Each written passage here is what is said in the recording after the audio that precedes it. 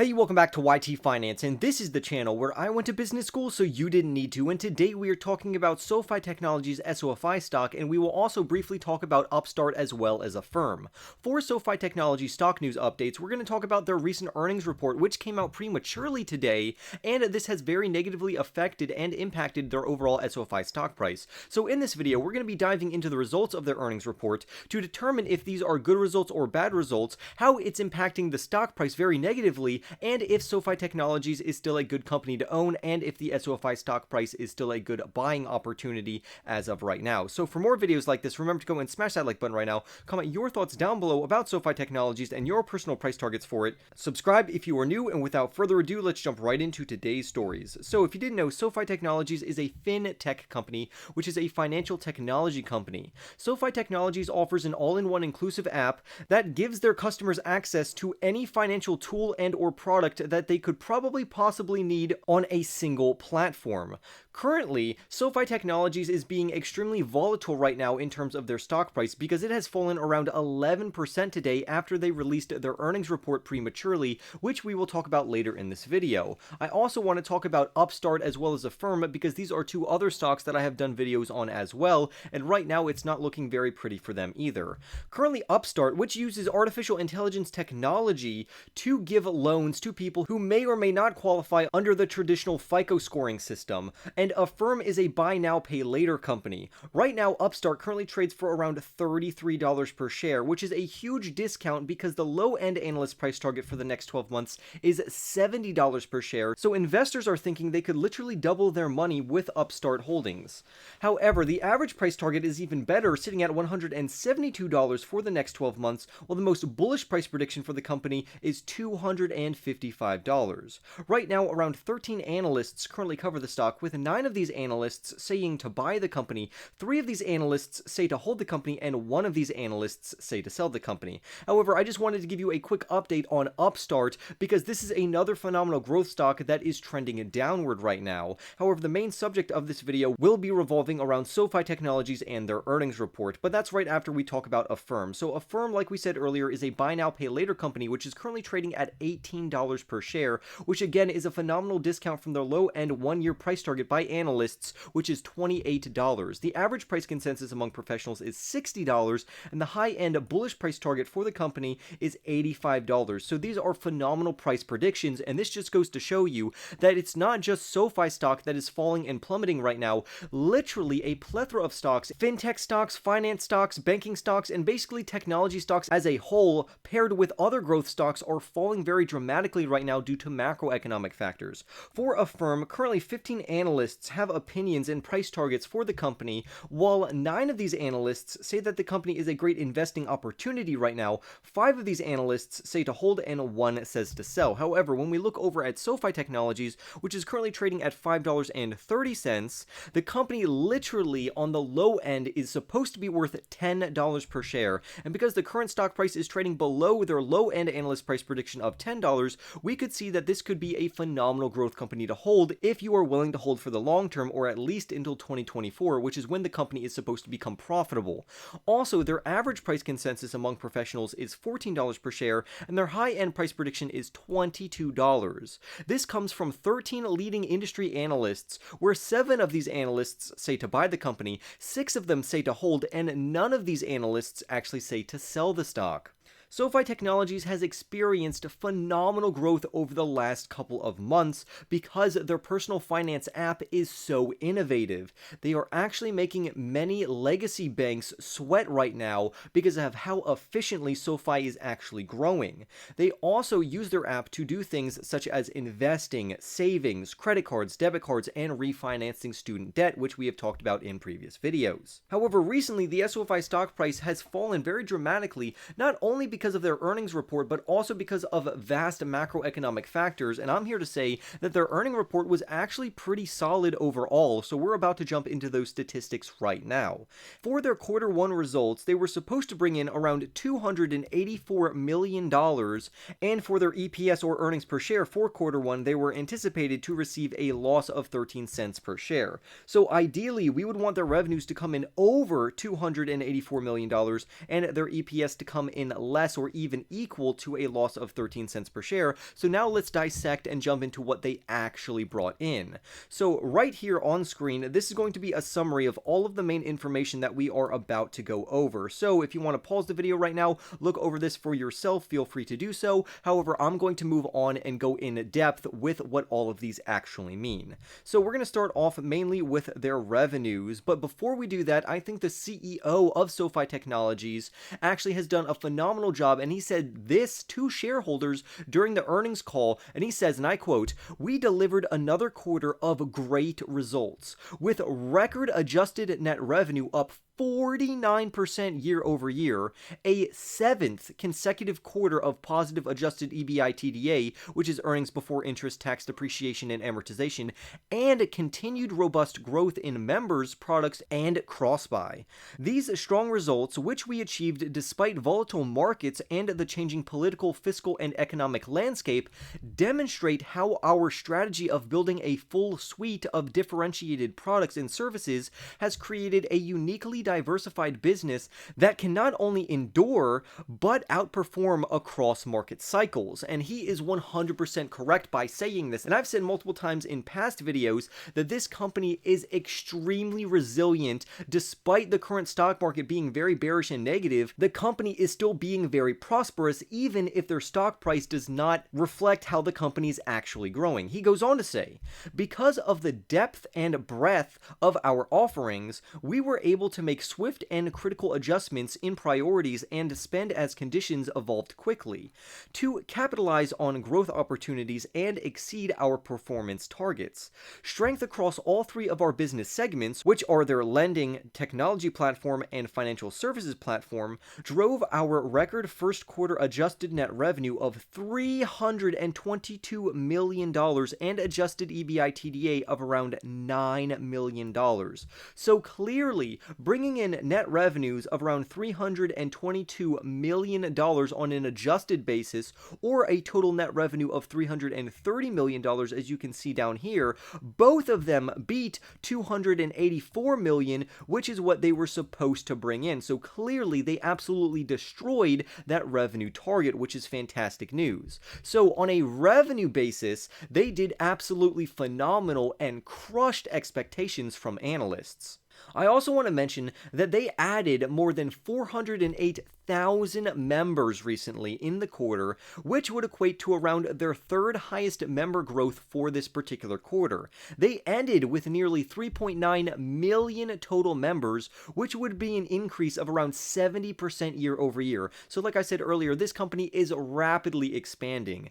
And they also added around 689,000 new products, and that would mean that this is their second highest quarter for product growth, which added to their total 5.9 million total products, which is an increase of around 84% on an annual basis, which is absolutely phenomenal. So this is actually extremely good news, and I'm really surprised why the SOFI stock price is falling right now, because this earnings report looks pretty good right now. However, let's dive further into the details to determine how good the company actually performed.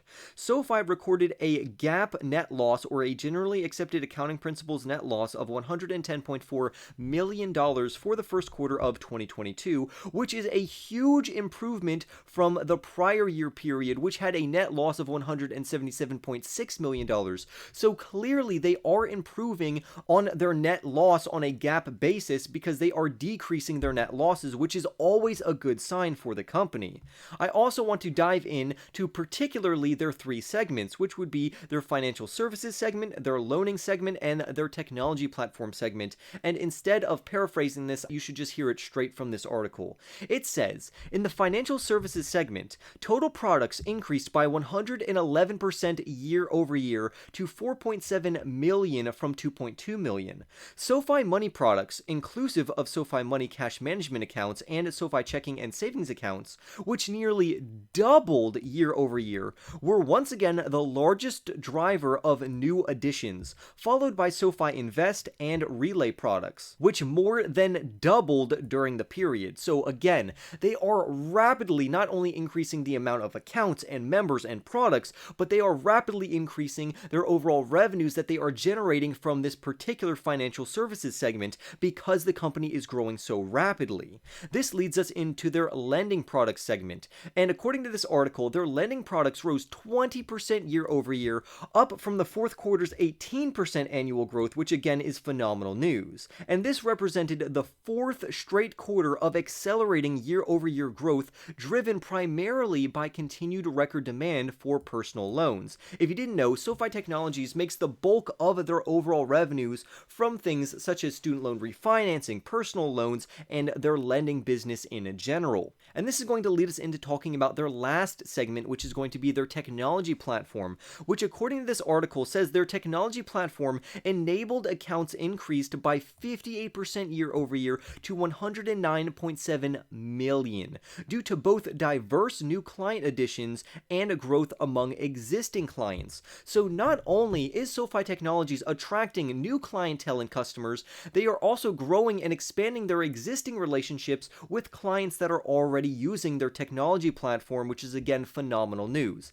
This is not only good for retention, but the fact that they can both retain their current customers and attract new customers and clients, which is absolutely paramount to the future success of this very innovative company, in my opinion. So for the total guidance outlook, for the first quarter of 2022, they brought in adjusted net revenue of $322 million, which exceeded analysts' guidance, which ranged from $280 million to $285 million, so we said $284 million. So clearly Sofi Technologies beat in terms of revenue. However, what about their adjusted EBITDA? Well, they brought in adjusted EBITDA of $9 million for the quarter, which exceeded quarterly guidance, which was supposed to come in between $0 and $5 million. So this is again another beat in terms of their EBITDA. For the second quarter, Sofi Technologies management anticipates and projects future strong growth in the second quarter, however, not as much growth that we experienced in this quarter. And the reason for this is that they are anticipating and projecting, as well as forecasting, their adjusted net revenues of $330 million to $340 million for the next quarter. Likewise, their EBITDA is set to range anywhere between $5 million and $15 million.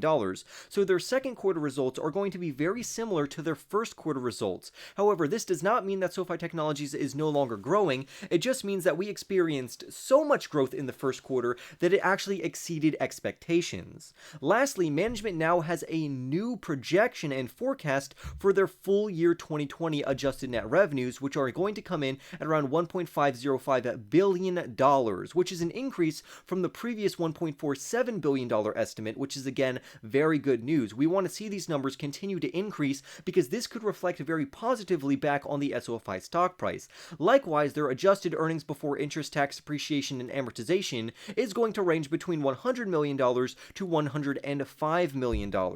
Management is going to continue to give updated guidance as the year goes on, but I am very excited for their second quarterly results when that comes out. But for their quarter one results, I would say overall this was very positive. The reason I really think that the stock price is falling right now is because they did miss on their earnings per share. So for their EPS, what did they actually bring in? Well, that's a phenomenal question. So the company posted a net loss of around $110.4 million, which equates to around a 14-cent loss per share. And like we said earlier, they were only supposed to bring in a loss of 13 cents per share. So this is very negative, but it's only negative by 1 cent, which is not good for the company nor their stock price. However, I don't think that this should have caused the stock price to drop by over 10%. That would be absolutely ridiculous if that was the only reason. Also, I want to point out that, like we said earlier, this still is a phenomenal increase and improvement compared to last year, where they brought in a loss of $1.61 a share. So the fact that analysts were projecting a 13-cent loss and they managed to bring in around a 14-cent loss is an under-delivery. However, it's still substantially better than a $1.61 loss, which is absolutely insane. So again, huge improvement year over year for the company. Likewise, the company has $1.2 billion worth of personal loan originations just during the first quarter, and this would represent a 151% increase from the year prior. So again, this company is still doing very good, and the fact that they missed on their EPS does not equal a drop of 10% in the overall stock price. The reason the stock price is falling right now is investors don't want to take on unnecessary risk. They are pulling their money out of growth stocks and anything that's even slightly speculative, and they are pouring their money either into bonds or very safe ETFs or even indexes. But as we've seen on the overall stock market right now, even the indices are falling right now. During this time of volatility, I am not changing any of my investments. I only invest into companies that I like and want to hold for the long term, and Sofi Technologies is one of them. However, currently my portfolio is only around 4% Sofi Technologies. The majority of my portfolio is made up of ETFs such as VOO, QQQ, MTUM, and SCHD. Those are the ETFs that I dollar cost average into literally every single 2 weeks, regardless about what the stock market is doing. I only really focus on single speculative growth stocks such as Sofi Technologies, Neo, Palantir Technologies, Upstart, Affirm, and a plethora of other ones during major times of volatility. It's like when you go to a store, you're not going to complain that all of your favorite things to buy are discounted right now. Similar with stocks. If the company is fundamentally solid, you should be very joyful when these phenomenal growth companies are trading at a discount. This also makes companies like Sofi Technologies and Palantir Technologies better on a value basis, and I am very excited about Palantir as well as Sofi Technologies' future value from here on out. So currently, until the stock market finds a bottom, we could see progressively more volatility in the SOFI stock price, and it could most certainly fall even further. If we look at the SOFI stock chart right now, we can see that the stock price has fallen 80% from their 52-week high, which was around, give or take, $25, which was around $24.99.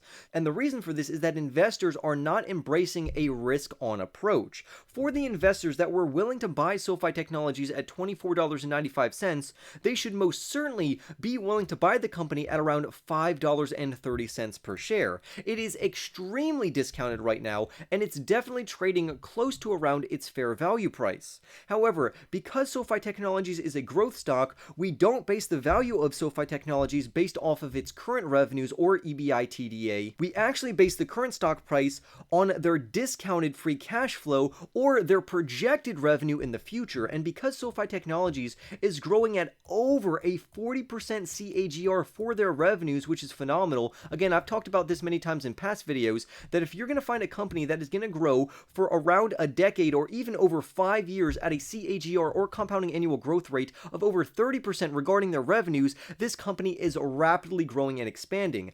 Sofi Technologies clearly fits that bill because they are improving their revenues year over year of over 40% on a compounding annual growth rate, and I anticipate this is going to last until 2025, and in 2024 the company is supposed to be profitable. So picking up this company potentially in 2022 and 2023 when the stock price is very volatile, if you're willing to hold the company for the long term, this could be extremely advantageous for a long-term holder. But with that being said, don't overexpose yourself to risky growth stocks. I personally don't overexpose myself any more than 5% for a particular company on an original investment into a company. However, I do like to average down my average cost for companies such as Sofi Technologies because I do believe in the long-term potential of it. However, because the current stock market is so volatile right now, you really need to focus on ETF indexes as well as blue chip stocks that are trading at phenomenal discounts. Right now, unless you can embrace risk and you're willing to take the gamble, right now may not be the time